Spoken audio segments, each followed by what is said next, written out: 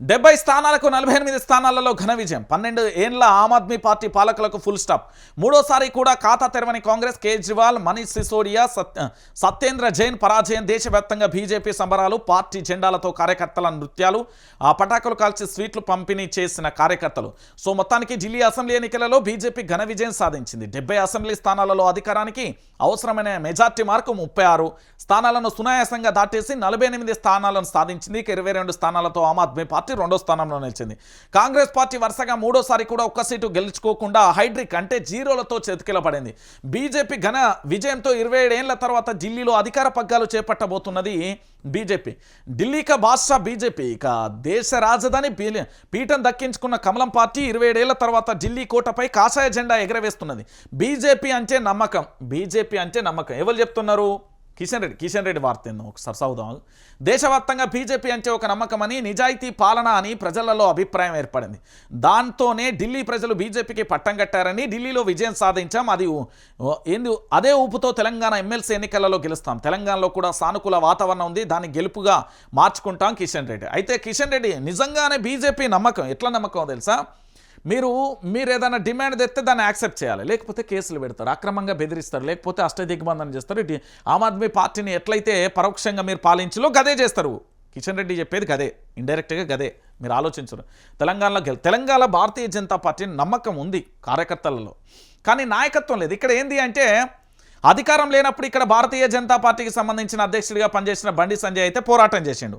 ఇప్పుడు కేంద్ర మంత్రి అయిన తర్వాత మచ్చుకైనా కానరాడు సూడు అయిపోయింది.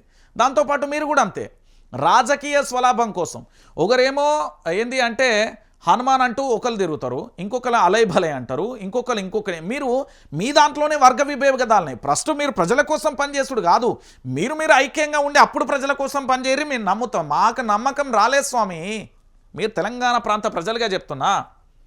అధికార దాహంతోనే అధికార దాహంతోనే ఆమ్ ఆద్మీ పార్టీ ఘోర పరాజయాన్ని చవిచూడాల్సి వచ్చింది. 3 పర్యాయాలు అధికారంలో ఉన్న కేజ్రీవాల్పై దేశవ్యాప్తంగా పెద్ద ఎత్తున అవినీతి ఆరోపణలు వచ్చాయి. ముఖ్యంగా చాలా ఇక ఇట్లనే చెప్తారు, ఏముంటుందండి వీళ్ళ తెలియదా మనకు? వీళ్ళ పేపర్ ఇక చెప్తుంది. ఇక మొత్తానికి వీళ్ళ పేపర్ ఇట్లా చెప్తుంది.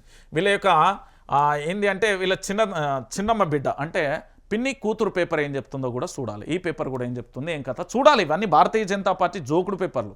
నేను చెప్తున్నా కదా, 70 స్థానాలలో 48 కైవసం చేసుకున్నది, 22 స్థానాలకే పరిమితం అయిపోయింది. ఇక దేశంలోని తొలిసారి ఢిల్లీ దాని పొరుగు రాష్ట్రాలలో అధికారంలో ఉన్న ఏకైక పార్టీ బీజేపీ. నిరసనలు, ఆందోళనలు, అస్థిర పాలనతో అభివృద్ధికి ఆటంకంగా ఉన్న ఆప్ను ఢిల్లీ వాసులు ఇంటికి పంపించారు. డబుల్ ఇంజన్ అభివృద్ధిని నమ్మి మోడీ గ్యారంటీలను విశ్వసించి బీజేపీకి ప్రజలు అవకాశం ఇచ్చారు. అసలు మోడీ గ్యారంటీలు ఏమి ఇచ్చింది, ఏం చేస్తాడు నాకు అర్థం కాదు. మోడీ గ్యారంటీలు ఏం చేయగలుగుతాడునే? అసలు ఏం చేస్తాడు నాకు ఒకసారి చెప్పాలి. ఇది మోడీ గ్యారంటీలతో ఏం చేస్తాడు ఢిల్లీకి? నాకు అర్థం కాని విషయం.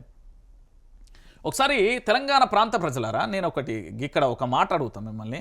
ఇక్కడ వైఆర్టీవీ తెలుగు న్యూస్ ఛానల్ నడుస్తుంది కదా, బ్రహ్మాండంగా నడుస్తుంది. 500 మంది 1000 మందితోని మంచిగానే చూస్తున్నారు. నేనేమంటున్నా అంటే ఇక్కడ ఒక లైక్ చేయరు, ఇక్కడ సబ్స్క్రైబ్ చేయరు, ఇక్కడ కామెంట్ కూడా చేయరు. ఏంది అంటే నిజంగా ఢిల్లీలో అధికారంలోకి భారతీయ జనతా పార్టీ ప్రజలు ఎన్నుకున్నారా, లేకపోతే భారతీయ జనతా పార్టీ అష్టదిగ్బంధనంతో ఓటమి పాలై బీజేపీ అధికారంలోకి వచ్చిందా?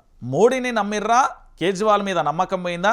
కాంగ్రెస్ గుండు సున్నాకి ఎందుకు పరిమితమైంది కూడా మీరు గిడ కామెంట్ పెట్టరు. చదువుతాను మంచిగా అక్షరాలు నిండుగా రాయిర్రి, ఇక్కడ పూర్తి స్థాయిలో పెట్టరు. మళ్ళీ ఇక్కడ లైక్ చేయరు, ఇక్కడ సబ్స్క్రైబ్ చేయరు.